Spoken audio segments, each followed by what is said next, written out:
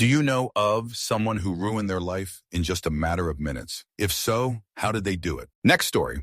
Guy I went to high school with was kicked out of his college ROTC and moved back home. After some time of living at home, his dad walked into his bedroom and went off about him being a lazy jerk and needing to do something with his life. He decided he was going to take his gun and rob a bank. Supposedly the gun wasn't loaded, but he did successfully rob the bank and get away. Some time went by. He moved out of his parents' house and started living it up. He eventually told someone he trusted. That person turned him in. He was arrested and charged. He got a count for every person who was in the bank because he had a gun. You can decide if he ruined his life when he decided to rob the bank or when he decided to tell someone that he did it. Next story. Some guy tried to come into my nightclub when he was clearly too tipsy. I made the call to not let him in, so he starts shouting at me and tries to aggressively walk up to me. I put my hands up in defense and he's pushing back against me. Then the dude lunged at my boss next to me, so my boss shoves him. The guy tumbles backwards and slams the back of his head on a curb, paralyzed from the neck down forever. Tried to take my boss to court for $15 million, but the camera showed this guy instigating everything. Next story. Guy I went to high school was at a bar. Spoke to a girl at the bar. She said she had a boyfriend. He said okay and left it alone. Boyfriend was not impressed. Waited for him to go out for a smoke and sucker punched him. Fell, hit his head, and died. So pointless. Next story. Third-hand story from a former coworker. One of the other Marines at the base where he was stationed in the 90s stole plastic explosives from the test range and tried to sell them at a bar that was literally line of sight from the base. The first person to show any interest was an NCIS officer. That guy might still be in Leavenworth. Next story. Local police chief did a hit and run over the weekend on a parked, unattended vehicle in his department vehicle. By the end of the day, Tuesday, he was resigning. State police investigated and issued a bunch of summary offense citations. DUI was not among the charges. No one was hurt, and the guy resigned. But, there's only one reason you drive away from hitting something after midnight. Next story. He was going to be the one to put our dinky little private school on the map by going to the NFL as a kicker. He fell off a picnic table that was being pulled behind a pickup truck at a party. Pasture surfing. By the time I saw him again a year later, he could almost feed himself without assistance. Answer. Knew a guy who had a similar accident. They were snow tubing, pulling a tube behind a truck. Driver fudge up, didn't realize how wide the tube would swing. Rider hit a low concrete wall. He didn't die then, but almost did, and it ruined his young swimming career. His personality was never the same afterwards. Always angry. He became a raging alcoholic and died in his 20s from some rare disease you get from being exposed to rat piss. He was living alone in squalor. The driver is sort of okay, I guess, but has never really recovered either. Next story. Childhood friend thought his wife was cheating on him with one of her coworkers. So he goes to the guy's house, waits for him to get off work, and jumps him with a metal bar thing. Left him laying with permanent brain damage, drove down to some old abandoned buildings by the docks, and ended it. They had a kid and another on the way. She wasn't cheating on him. Dude had major insecurities. Answer. I've had coworkers who were this severely paranoid and delusional, claimed I was a Chinese communist spy trying to give the Reds his info so they could eliminate him, and management did nothing about it. And it's just fudge terrifying. Like they could snap, and there's nothing you can do because they've convinced themselves you're the evil one who has to be taken out. Next story. A neighbor, his wife and his friend and friend's wife were at the neighbor's house. The two men both got into arguments with their wives and decided to go out drinking down the street. A few hours later, I'm woken up by my sister banging on my bedroom door. I was staying with them at the time because a car crashed doing probably 80 in a 25-hour right next to our home. I jumped out of bed and got outside to see the neighbor's car crashed into a tree and two men trapped inside. The tree the car hit stopped them from ramming into another neighbor's house, and they hit it so hard the battery was in the street after hours. Their car caught fire, and we had to watch them burn to passing. Still see it and smell it every now and then when trying to sleep. I had never met the wife, so I had no idea who she was when she came up and asked me what happened. So I said some guy crashed his car. She took off running after she recognized the car. Can't believe I told her that her husband died so bluntly. Answer. A guy my mom had gone on a couple of dates with was distraught when she broke it off with him. The reason being his alcoholism. She was raised by a tipsy and didn't want her kids exposed to it. He was so upset that he decided to go to his sister's house a few miles away to drown his sorrows. In his drunken state, he decided to drive back to our apartment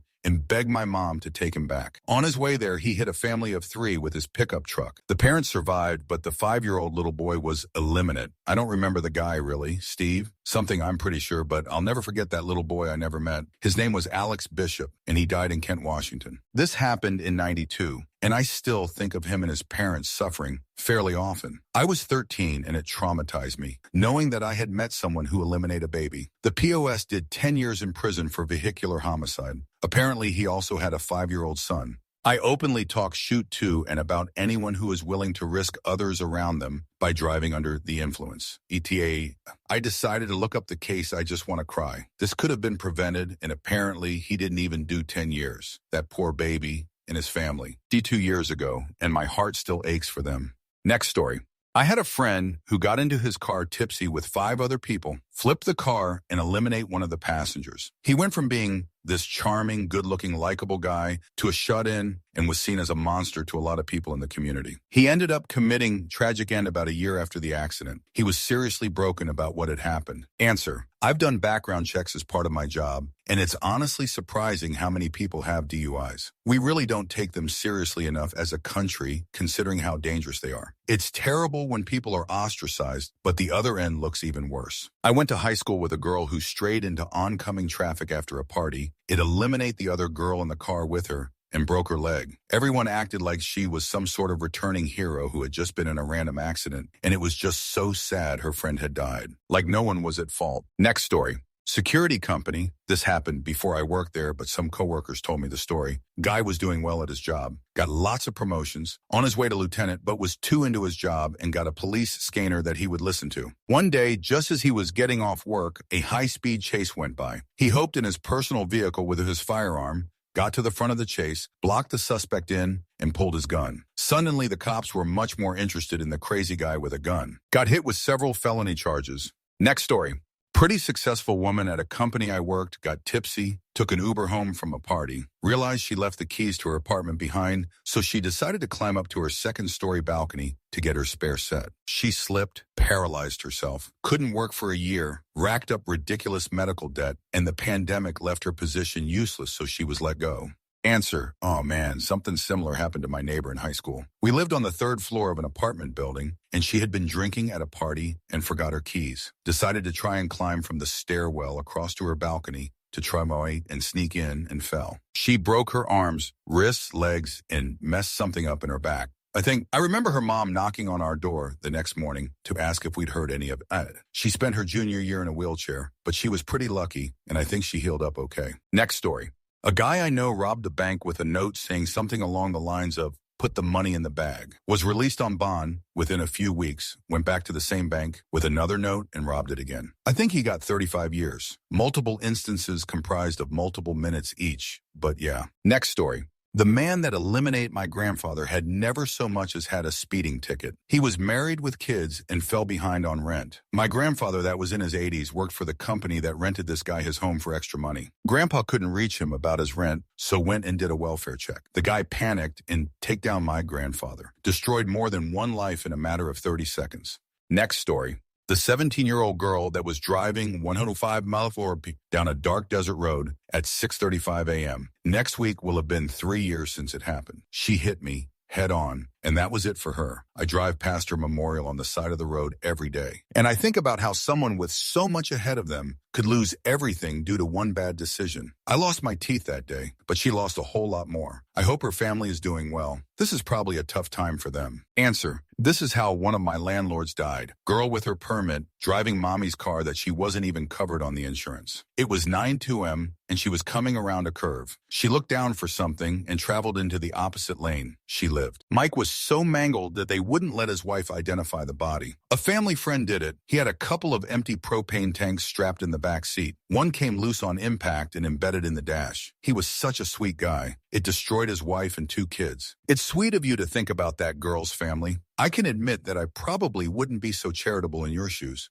Next story. Kid I went to high school with wasn't going to graduate and decided to protest by speeding and doing wheelies on the road in front of the school. On his 3rd round, he passes a pickup truck, hooks his leg on the bumper, and is thrown from the bike right on his head, snapping his neck. School posthumously graduated him, edited to help clear up questions. Happened in 95 on the northern Illinois-southern Wisconsin border. I noticed his intelligence has been questioned. Let me share an additional anecdote. His nickname was Bob. When asked what it was backwards, he replied without guile or irony that it was OB. Whether you agree with the school's action in graduating him or not, locally it was considered window dressing, as the whole town knew of what happened within hours of his accident. Next story. My dear friend and ex, who I met back in high school, worked for the Conservation Corps and loved it. He had such a passion for the natural environment and had recently been accepted into university to pursue a degree related to environmental sciences in the fall. One day in May of 2023, he was out in the field on a four-wheeler doing his job, and he was traversing an incline. He somehow lost control, and the four-wheeler flipped and crushed him. He was 26. I remember him fondly and often, and I hope he didn't suffer. Next story. Excluding accidents and fights. Guy got intoxicated at corporate holiday party and made out at party, consensual, with work wife, who was a one-rank subordinate. HR unimpressed with violation of zero tolerance policy, fired for cause. Actual wife unimpressed with excuses, filed for divorce. Next story.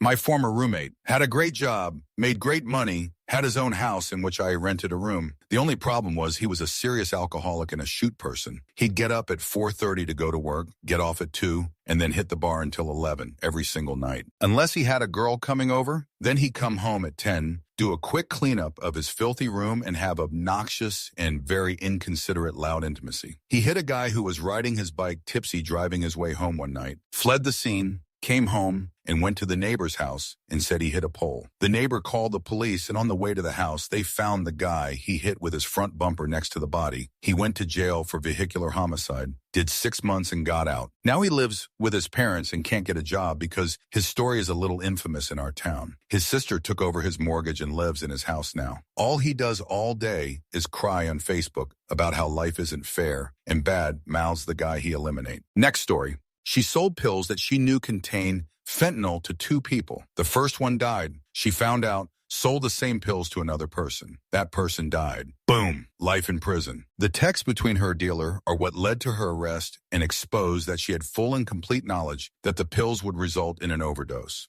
Next story. There's a guy I went to school with, super smart, full ride to a good college out of state. We were seniors at the time, so 29-ish. We had a guy come in and give us a presentation on WW2 stuff, including some guns that had the firing pins taken out. Dude took a picture of one as it was being passed around and posted it on Snapchat with the caption, "Don't come to school tomorrow." He got suspended, lost his scholarship, and we never really heard from him again. He's still alive, a fayik, but he's keeping his head down. Next story.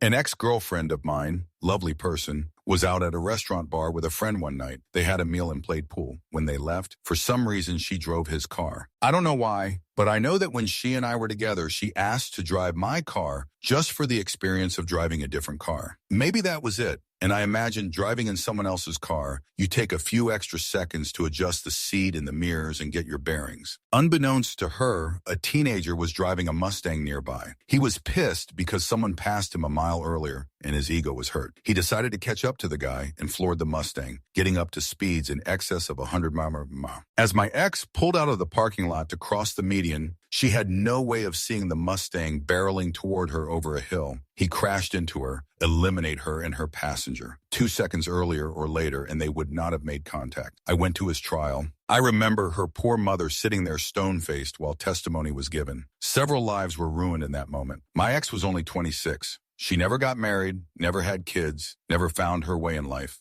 Next story. My father punched a window out of anger, severed the artery and ligament in his bicep, almost bled out, effectively removed his ability to work with his hands, which was the one thing he had going for him. He then became a moody pause alcoholic. Actually, he always was one, but way worse after this. He then beat the neighbor across the road with a pipe after they got tipsy and got into an argument. He was arrested and went to jail. My parents lost the family home. They ended up splitting. I went no contact with him. 2 years later, he took his life. Next story.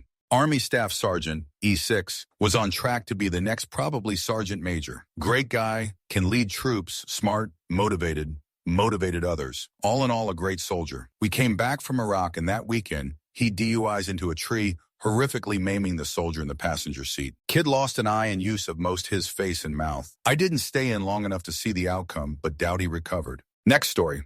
I was a high school teacher in a bad area. I had two brothers, one was 1 year older than the other, in my classes. They went tagging one night with their crew, tagged on an old lady's trash can. She came out and yelled at them. One of the kids they were with had a gun and shot her, dead. All the boys are spending a life sentence in prison. Next story. When I was a teenager, my dad and this dude had beef with each other. My dad was dating this guy's ex-wife, and he didn't like that. They bumped into each other at a bar and exchanged some words. My dad left the bar, and the dude was waiting for him outside. A car rolled up, and somebody handed the dude a handgun. He pointed at his head from about 2 feet away and pulled the trigger. Luckily for my father, the gun jammed. My pops wasn't taking any chances, so he took off running. The dude cleared the gun and emptied the clip, missing all but one shot that hit my dad in the back. My dad was already downtown, and the hospital was only a couple blocks away, or so he thought. Unluckily for my padre, the hospital was under renovation and preparing for relocation. When he saw that it was under construction, he slumped over and called 911 for an ambulance. The surgeons removed his kidney because it was too damaged to repair and survived. The dude got an attempted takedown charge and almost 15 years in prison. Edit. Thanks for the kind thoughts. My dad is no longer with us due to complications from COVID, but I'm sure he would have found it entertaining to hear that so many people liked his story. I can remember seeing his stitched up stomach. The surgeons opened his belly up from the sternum down to his waist. It was super gnarly. To answer some questions, to my knowledge, they never found the accomplice who handed him the gun. I agree that he deserved more time. I think the max sentence for a first-degree attempted takedown charge is 20 years. He may have gotten a shorter sentence because he was a first-time offender. I'm not exactly sure on that. Next story. Had a friend who was 2 months away from a medical release from the military, was nicely set up and wouldn't have to work another day in his life, decided to get caught distributing substances. Military discharged him, no medical pension, and he's now in jail. Maybe not destroying his life in a matter of minutes, but definitely ruined the rest of his life with a few bad decisions in a row. Next story. For some reason that I cannot begin to comprehend, the school bus driver in our small village used to let two brothers out on one side of the railroad tracks, even though they lived on the other side of the railroad tracks. The older brother, 16, liked the thrill of beating the train by running across the tracks if a train was coming. You could hear the train as it would blow its horn coming into the village, but not see the train until you were right up on the tracks due to village buildings' proximity to the tracks. One day as he sprinted across, there was a second train coming from the opposite direction on a second set of tracks. So the younger brother and all the remaining students on the bus watched as not one but two trains obliterated this young man. Edited for clarity. Next story. A couple of my friends in HS were riding in the back of a pickup truck and had allowed a 15-year-old drive. No adult beverage was involved. The 15-year-old took a sharp turn too fast, and my friends were ejected out of the truck bed and into trees. Swamp. They did not survive. Next story. When I was a senior in high school, they had a weird thing where you had to show up to the school to get your diploma. They also gave out the yearbooks too, so that was okay. I told my buddy we were all going cruising, and he really should tag along, find a party or some girls. He told me he didn't have any money and his mom was going to pick him up at the gas station that was 3 miles away. He wanted to run there instead of us giving him a ride. I tried to get him to come with us. Really tried. He wouldn't budge. Found out some kid was drinking after he got the diploma. I guess a lot. He was driving afterwards, swerved off the side of the road, and hit some kid that should not have been running to a gas station. He should have been being a kid in the backseat of a car on the last day we were still technically in high school. He should have been with me. That was a heavy casket to carry. He raised homing pigeons, and at his grave they let them loose. It was beautiful. I sure miss you, David. Wish you came with me that night. Next story. This just happened a few months ago. My friend was hanging out in front of a local bar that attracts the seedier folks in our community. His girlfriend was bartending. It was Halloween and a tipsy regular was dressed as Bill the Butcher and had a real knife as part of his costume, and he was not being discreet about it, so the bar owner kicked him out. While escorting him out, they got into a fight in front of the bar. The tipsy guy pulls out a gun and starts shooting, eliminate one person and injuring 2 others. My friend tackled him to keep him from shooting more people and was shot 3 times himself. He is now a quadriplegic. I wouldn't say he ruined his life, but rather heroically sacrificed a huge part of his life to save others. Next story.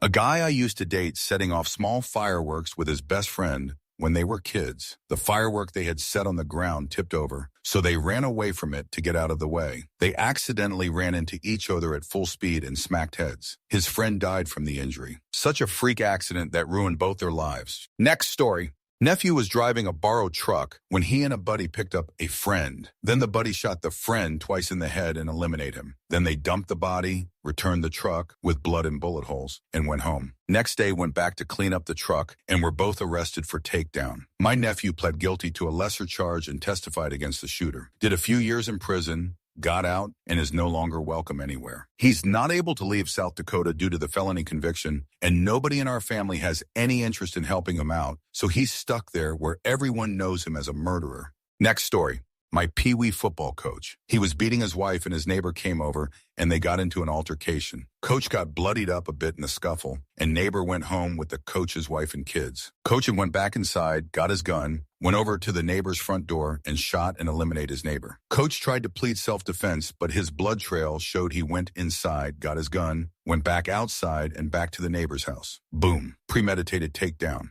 Next story. I do. Good friend. Very successful multi-millionaire business owner, headed to fantastic retirement, got tipsy at a bar, drove home just a few miles, and ran over and maimed a homeless woman. Money gone, business gone, off to jail, reputation immediately turned to shoot as local media was all over it. Always take an Uber if you have been drinking at all. Always. Next story.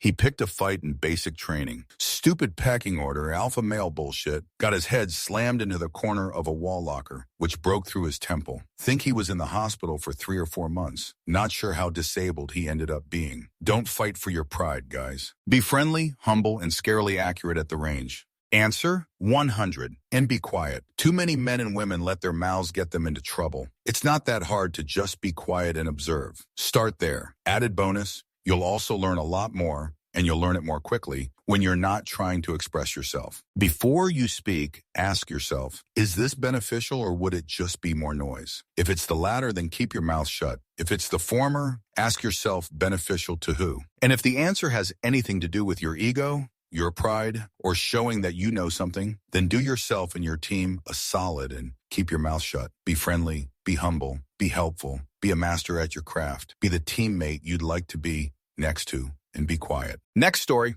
I'm going to go the other direction with this just because I've read so many depressing DUI stories. My bio father got his second DUI T-boning someone in an intersection. His wife told him this was it. If he got in any more trouble, she wasn't going to bail him out. Well, a few weeks later, he missed his court date for some reason or another. It was not because he was using tipsy, but still no excuse. Gets picked up on a bench warrant for the initial charge. Wife gets the call, hears the charge, says, fudge him, let him rot, thinking it's a third DUI. Takes a week for word to get to his sponsor that he's in jail again. Sponsor goes to talk to him, realizes it's not a new DUI and fills in his wife who goes and gets him all sorry. He's totally okay with it because of the circumstances. Also, this means he knows she really means business. Second DUI, so no diversion programs allowed. Does his time. This is also when I finally tracked him down. His wife told me he was off painting fences the next town over and would be back next month. Dumb, I'm a sheltered kid, and I believed it, LMAO. Actually made it stick and stayed clean and sober. I went down to meet him a year later, and he brought me to his AA meeting, all proud that he was getting his 1-year chip. Fast forward a decade and change. Not only does he still have that 1-year chip and many more, but he's got his foster certification, and he's taking on high-risk boys for foster care that need a sponsor and help fighting addiction. Next story. I work in a mall, and someone tried to steal from the Lululemon store across the way. She got caught, panicked, and for some reason pulled the fire alarm on her way out of the store, which I'm pretty sure is a felony where I live, LOL. All happened in like 5 minutes, and she was taken away in cuffs. Next story. A guy I used to work with tried to rob a bank in blackface to make police look for a black man. Good thing his efforts were terrible. This was maybe 15-ish years ago, so I don't know if he's out of prison now or what. Edit. Okay, so I worked with him 15-ish years ago, but the incident happened 2017. Article. Next story. Technically, it was over a longer period, but one night in one moment, he lost it all. Was a husband and his family, wife and daughter, at our restaurant, and they stuck out because it was 10:30 p. They were the last table and we closed at 11 that night. Both wife and daughter eventually raised their voices at him in a scolding and condescending tone. They were drilling him hard, and by then we were already locking up the doors. Usually we have the side door where customers who have stayed until the end can exit through. I asked my mom what was going on since most of our regulars are a part of our ethnic community, which is super tight-knit here in our city, and she knew them as acquaintances regulars. Apparently, the husband had a huge gambling problem, has debts used for gambling, and that night he finally took the entire family and the car with him over the edge of the cliff. He took out a loan that used their primary home as collateral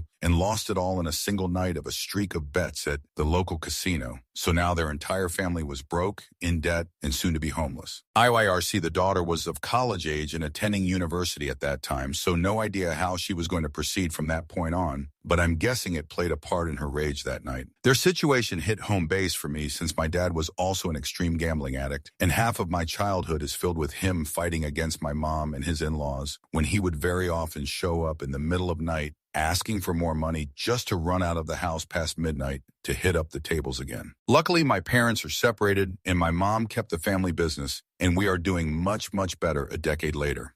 Next story. Local school official's granddaughter. Her mother had died, so she was being raised by her grandparents. She was 15, I think. She snuck out one night with 2 boys. They got in a car accident. Her and the other passenger was eliminated. They weren't wearing their seatbelts. I think the driver survived. Anyway, just went for a joyride with some friends and never came back. Next story.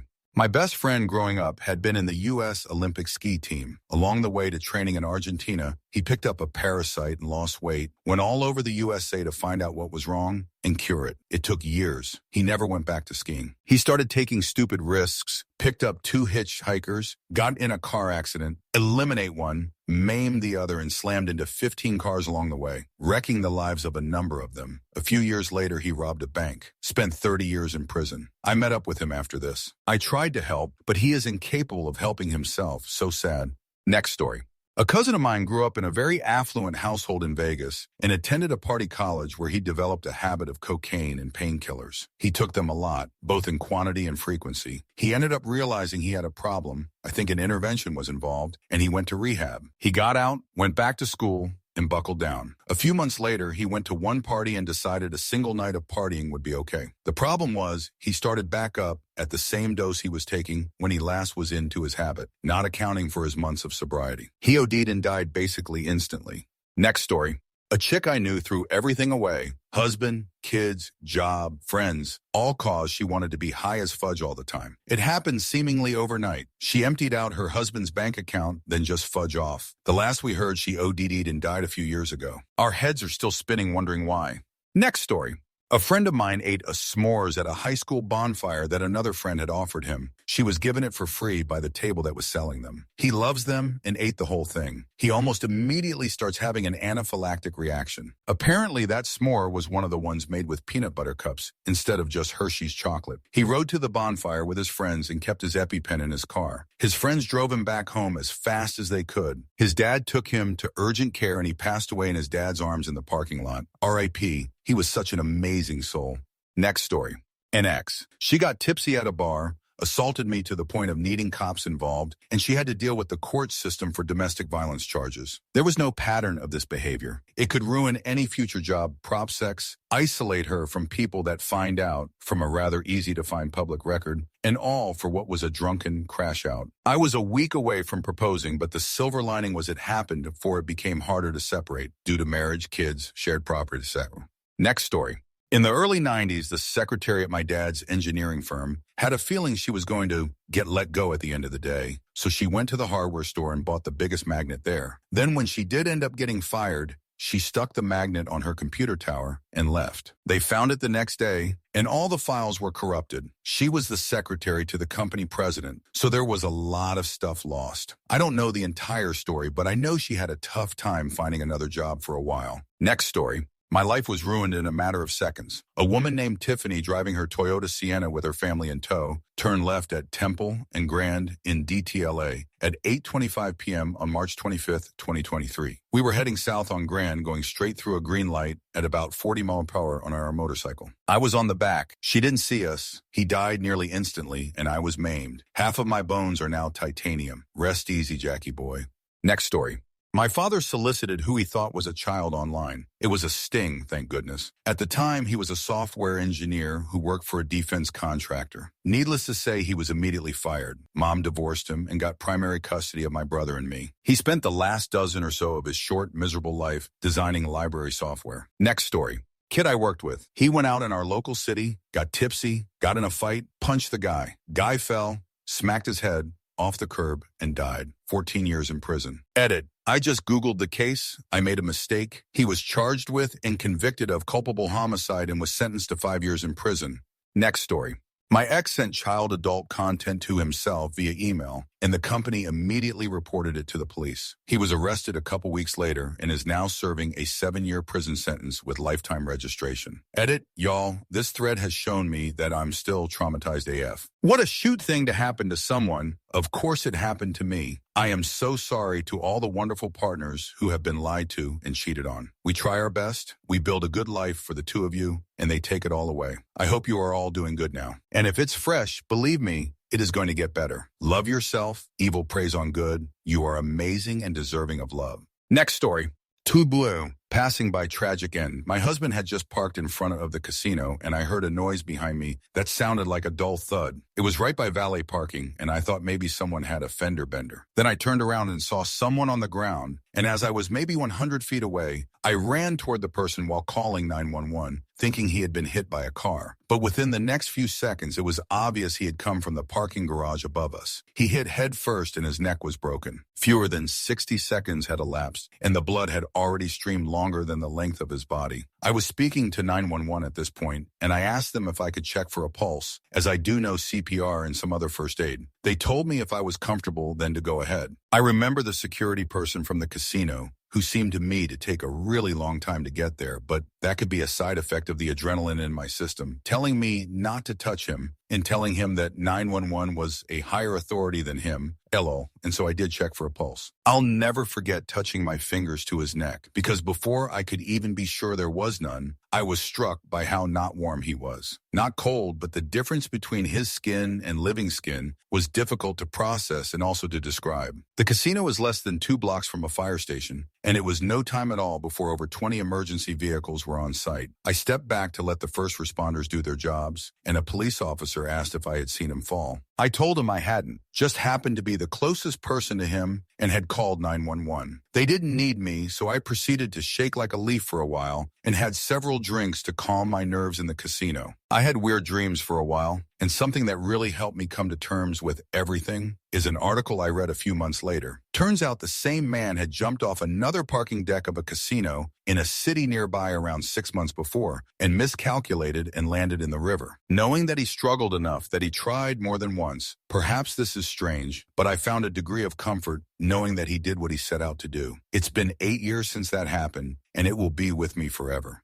Next story. Former boss of mine was the manager of the fast food place I worked at in high school, was married with 2 stepdaughters, one in college and the other in high school. One night while at home, his wife came to him and asked for divorce. He blew a fuse, grabbed a knife from the kitchen, and began stabbing his wife. His older stepdaughter came to try to help her mom, and he began stabbing her too. Ended up stabbing his wife a few dozen times and his stepdaughter maybe 6 or 7 times. The stepdaughter survived, but his wife died at the scene. He ended up being charged with first-degree takedown for his wife and attempted takedown for his stepdaughter. He tried to claim he was innocent due to temporary insanity and say it was a crime of passion. Jury didn't buy it, so now he's serving a life sentence without parole. Multiple appeals have been denied. Next story. I knew a bloke, very high achiever, top 1 academically in the state during high school, also played state football, had a bunch of athletics awards, had scholarship at uni, doing medical with the aim to be a surgeon. He was midway through his final year at uni, and he was at a youth camp style thing. He was one of the instructor's leaders. One of the activities was a human pyramid. He was at the bottom. Someone misstepped, the pyramid came down. Pretty sure someone lodged their knee or foot in the wrong place in his back. He is now a vegetable. My heart breaks for him. Next story.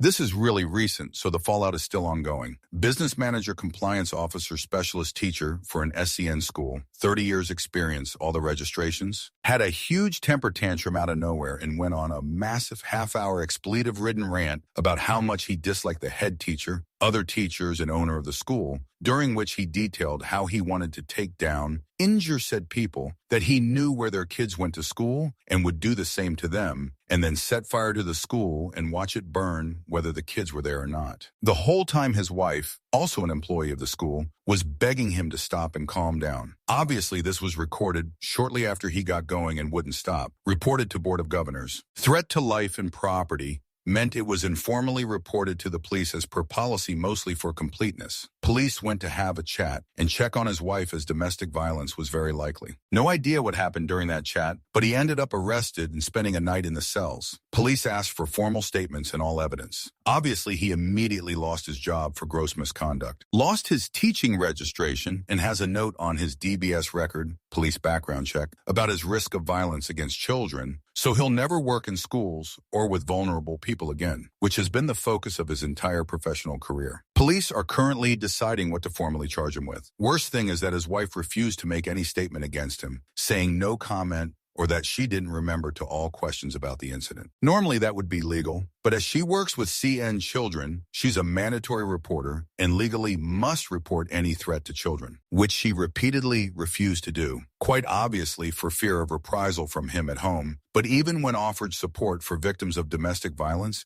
she didn't comply with the police. So she ended up losing her job too, as well as her registrations, and now she also has a note on her DBS record and will also never work with children or vulnerable people again. She may also be charged for her failure to aid the police in their investigation, despite being a mandatory reporter. 2 30-year careers in a specialist field completely ruined by one totally disproportionate temper tantrum. Next story. Beautiful, gorgeous, blonde bartender, 22, or so, fell asleep at home with a lit cigarette in her hand and eventually dropped into one of the cushions. It didn't spark a fire, but smoldered and filled the house with smoke. She asphyxiated. She was a very kind girl and consequently had a lot of single, geeky regulars who would sit at her bar daily or weekly, certainly in love with her. The first Sunday after her funeral, there was a celebration of life at her pub. A few regulars had been away for a week and didn't know what happened. I remember them walking in on their regular day to see her, asking where was, and then fully breaking down when the manager pulled them aside to tell them what happened. This was 21 years ago, and welling up just remembering those poor lonely guys who lost the love of their life. I remember you, Emma. Next story. This one I say with a heavy heart. Best friend was testing his bike about 200 miles from his house after a service and fixing a few parts. Wasn't speeding at all, but had to swerve to avoid a mother and baby in the pram as they crossed onto the footpath bridge he was on. Essentially, it's a blind corner leading onto the bridge, so cannot see who's coming until they actual step foot. He slid off the bike to avoid the pair of them and hit his head on a pole. Wasn't wearing a helmet or speeding, was simply testing the bike at probably 50 km. His skull fractured, basically brain ruptured, and I was stuck with him groaning in pain, eyes flickering uncontrollably with my shirt pushing into his brain, which felt somewhat like mashed potato. Waited for about 30 minutes before an ambulance arrived. Ambulance realized they couldn't help, so had to call in a helicopter. Was in a coma with severe head trauma for 2 weeks and died from pneumonia. Last words I ever said to him when he was completely conscious was, "Wear your helmet." He said, "I'll be back in a minute or two, R.I.P. Edit. I understand 50 km can be speeding, I should say. He wasn't hooning or riding extremely irrational as some people do on dirt bikes. He wouldn't have even left second gear. I was standing directly down the road, heard him brake as he approached the bridge. Didn't even see the woman until he was off the bike. Answer, dude, I have almost the exact same story, but it was a quad and he hit a rock, moving it from campsite to campsite, slow and sober. Last words I said were, "Put on a helmet," and spaghetti mixed with poorly mashed potatoes is the best I can describe how his brain felt. So gross. They turned the light off on the ambulance right before where the helicopter landed and didn't take that turn. We knew what that meant and turned around to pack up the campsite. Next story. I saw a ex-friend going from 3,500 in profit. We all entered the casino with 250, so we were super hyped. And when he walked out, he had a 10K loss, which he couldn't afford. He basically destroyed his whole life because he got triggered so badly. We all tried to stop him, but he was super stubborn. Next story. There was a guy I knew called Pete. Pete liked to drink, and soon he got the nickname Party Pete. The trouble was, I think he decided that he had to live up to that nickname. He worked at a takeaway in town, but lived a long walk up a hill out of town. One morning, his boss wife came past the takeaway and saw that the door was open. She went to see what was going on and found Party Pete passed out half in and half out of the open door. She woke him up and asked him what the hell he was doing, at which point he called her a fudge meanie. So that was Party Pete out of a job. He didn't worry, though. He'd been selling substances from the takeaway, and now he decided that would be his full-time job. Now he didn't have to worry about getting up for work, and he got more and more into the Party Pete persona. At Christmas, I was round at a friend's house for dinner. It was all very nice, a little bit tipsy, a lot of good food. Suddenly, Party Pete showed up, uninvited. He caused chaos, spilling red wine on one guest's nice white dress. The host had a photo of her father in the kitchen. He had died several years earlier, and she liked to have him there watching over the festivities. He knocked that over and spilled a drink on it. He was firmly told that it was time for him to leave. Now comes the part where he fudged things up for himself. He decided to drive home. On the way, he crashed into a woman's car that was parked in her driveway. She came out and said she was going to call the police. He offered her 2,000 euros. She said, "What use is that to me? You've destroyed my car?" She called the police. They wanted to see some ID. He said his ID was at home. They drove him to his house. They told him to go in and get his passport. He went in. Several minutes passed, and the police decided that they had to go and see what the hell was going on. He had fallen asleep, and the police saw the fruit bowl full of substances on his kitchen table. So he ended up getting locked up. But the police gave him a way out. Tell them who all the other dealers in town were, especially who was supplying them. He gave them the names of every dealer in town, including his housemate, which made things very awkward for them when they were both released. He also gave the name of the main supplier who lived down the valley, a chap with the delightful name Killer. When he was released, people suddenly turned up in town going to the bars he used to go to asking if anyone had seen him. He didn't dare leave the house because of Killer's friends. He couldn't stay at home because of his housemate. In the end, his parents had to come and get him, pack up his life, and take him home with them. He's never been heard of again. Next story.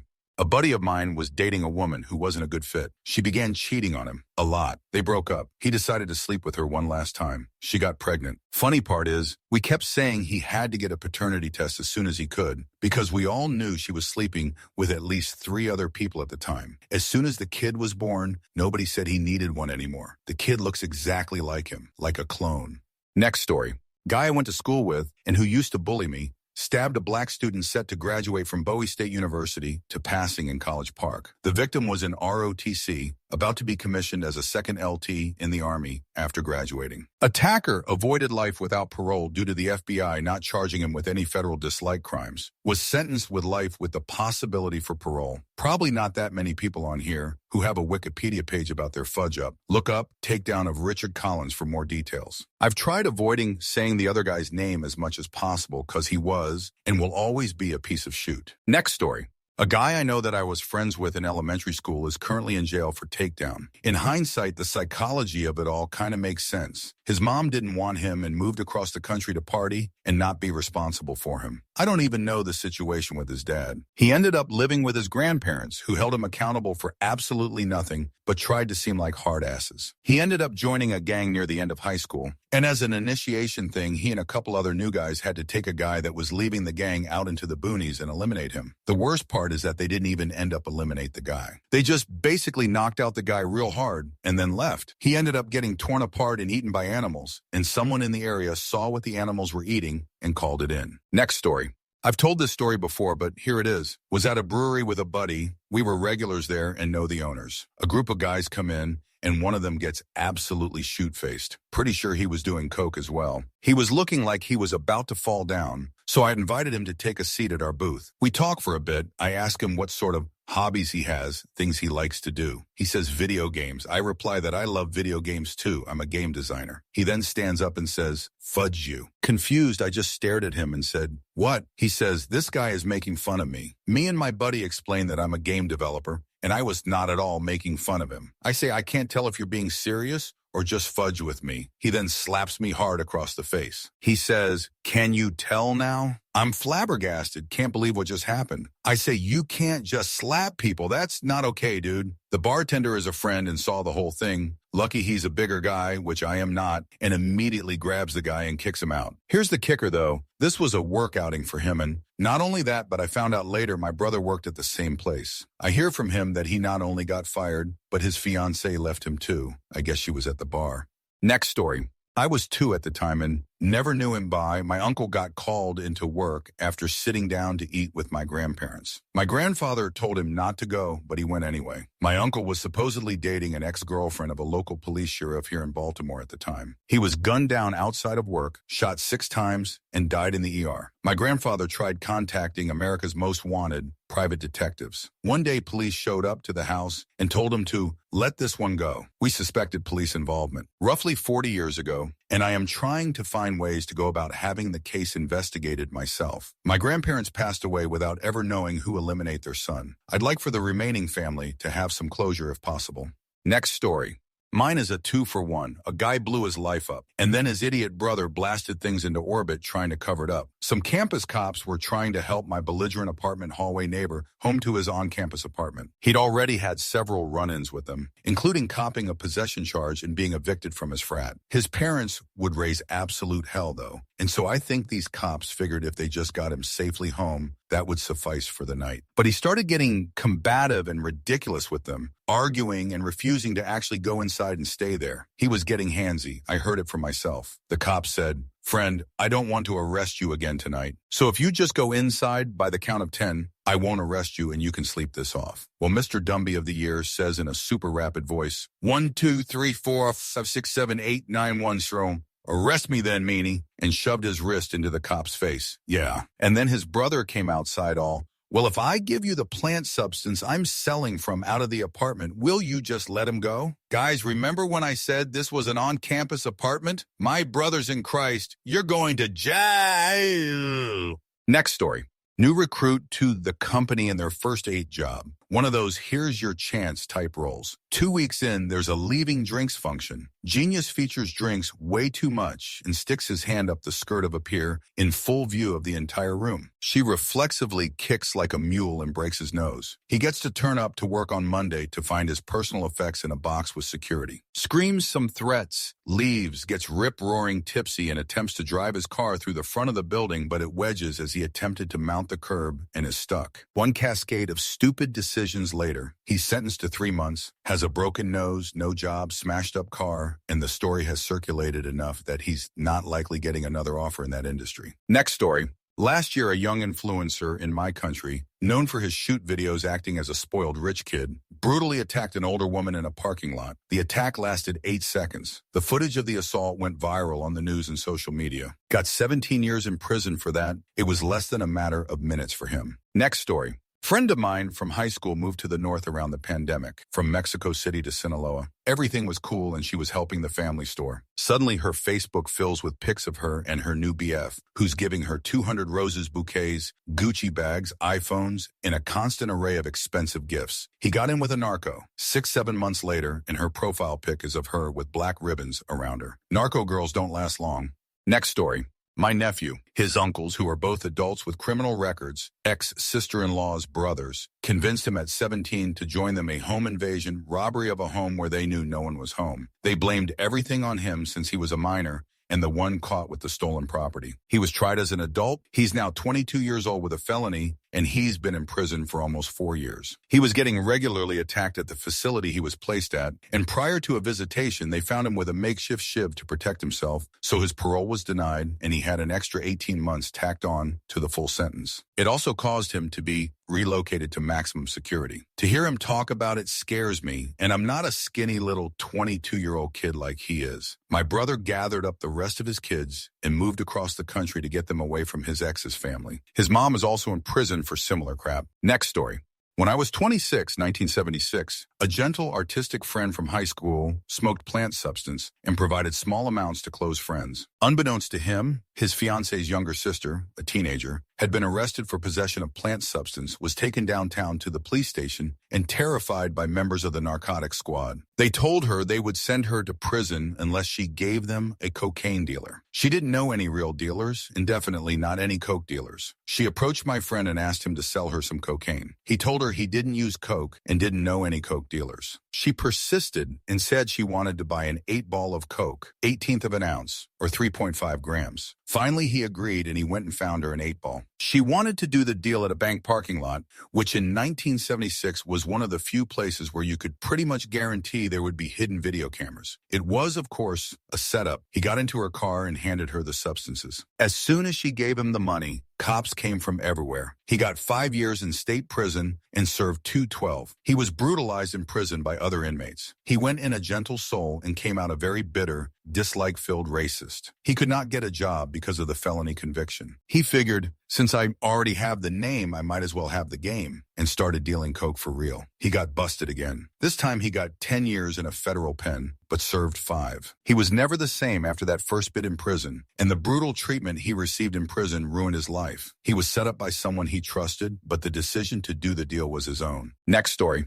Superintendent in a local school here made really aggressive intimacy advances on a student, like really aggressive. No history of that behavior that anybody knows of. They reported it, and an arrest warrant was issued. They say the warrant came out, he drove to another state, scored some H, and overdosed. Next story.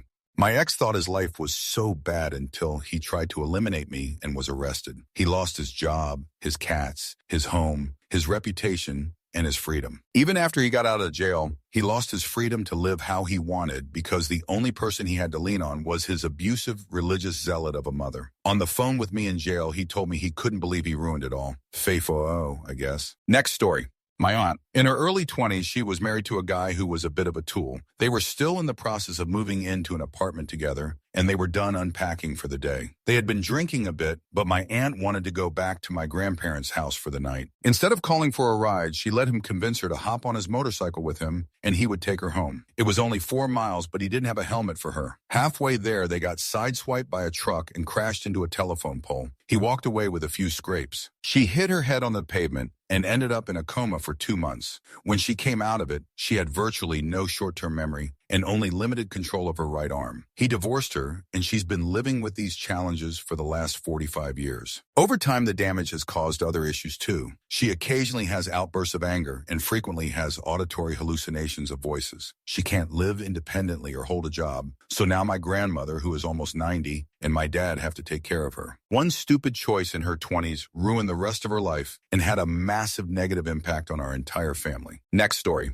Picture a group of average 2000s-era suburban white high school guys from upper-middle-class families. A few played sports really well, but they weren't jocks. A few did the school play, but they weren't theater kids. Most of them had some musical talent, but they weren't in school band or choir. If anything, they were known for being pretty smart guys who knew every answer and kind of did their own thing together. At some point, substances became a part of their hangouts. When we were in 10th or 11th grade, I remember zoning out in class and listening to one of the guys debating whether he should let his little brother hang out with them that weekend. Little brother was in 7th or 8th grade. On Monday, they were laughing about how messed up this guy's little brother had gotten on whatever substance they introduced him to. Those guys all grew up and became successful. One got promoted to CEO this week. Little brother spiraled into addiction and died of an overdose at 19. Next story. One of my lifelong friends did. Perfectly healthy and normal 35-year-old guy, driving on a highway in the late evening on his way back from a wedding in a small town, so he's unfamiliar with the road and following GPS. He got a text from his mom, looked down to read it, and didn't see the sharp curve in the highway and flew into the ditch. When he came to a stop, he was able to call 911 and get an ambulance out there. It turned out that he broke his lower back in the crash and he's paralyzed from about the belly button down. No control over bowels or bladder, can't feel or move anything down there. This was a few months ago. The worst of the exterior injuries have healed, but he's still in a care facility and he's struggling. That reminds me, I need to go visit him again. I missed last week. Answer: one thing that may help his recovery is to make a goal plan for when he gets out of the hospital and completes enough occupational therapy to be able to go home. It can be something as basic like going to a favorite hangout spot or to a hobby or a fast food restaurant he's craving. Granted, they let him eat, and if he's on a liquid diet, hit up a Sonic or a place with good smoothies or shakes. Get creative. Find ways to make this work. The plans, if enthusiastic enough, will help him get through the worst of it. Being paralyzed does not mean your life is over. One of the people I met at the Eras Tour who had an ostomy bag and the like turned out to be an ADA lawyer. She is a quadriplegic, and it didn't stop her from going to see Taylor Swift, even with that ungodly crowd. His occupational therapy will likely be able to get him in touch with others with similar spinal injury, which will also help recovery. Also, when you want to be accommodating to include your friend to do things, call ahead to the venue about access before making plans, and then only assure your friend if he starts to say no due to access concerns. Yeah, man, it's cool. I looked into it. You down? It will help. Next story. Freshman kid in high school stabbed his sister to passing during a bickering match in the kitchen while their parents were having their anniversary dinner. He was tried as an adult and got LW up. While the exact things said while bickering never became public knowledge, I have to imagine that no level of bickering take down your sibling. The kid's sister was a promising honor roll kid, and I imagine the parents' lives were also shattered in an instant. Next story. My uncle got tipsy and had a bizarre argument with his intellectually disabled cousin over an extremely benign topic. Argument reaches a boiling point, and my uncle unloads what I was told an AR-15 into him. I was in high school home alone, and consequently the first person he called afterwards. He told me to call the cops and confessed what he did. I called my grandparents. I must have counted 30 police cars racing towards their house and then racing past ours towards my uncle's place. Did 20 years in prison. Haven't spoken to him since that night. Next story. Police officer in an exclusive town. Very little going on. With OT, he was pulling down $150K. The guy was suspected of gassing up his personal car at the town's fuel pump. One night when he was on duty, the police chief and his captain hid in the bushes near the pumps, and sure enough, the cop puts the nozzle into his personal car and starts to fuel up. The chief and captain revealed themselves. The guy was caught red-handed. Cop lost his job, his lifetime medical coverage, and his pension over a few tanks of gasoline. Next story. Didn't know him personally, but John Edward Jones literally crawled to his grave. Dude had a wife and a newborn child. Why? More context. Cave explorer took a wrong turn in an unexplored part of Nutty Putty, went in headfirst in a dead end, got stuck forever. Next story. My stepdad was an alcoholic and a very successful businessman, was on track to get a $2.6 million bonus at the end of the year. In May, he got tipsy and him and my mom got into a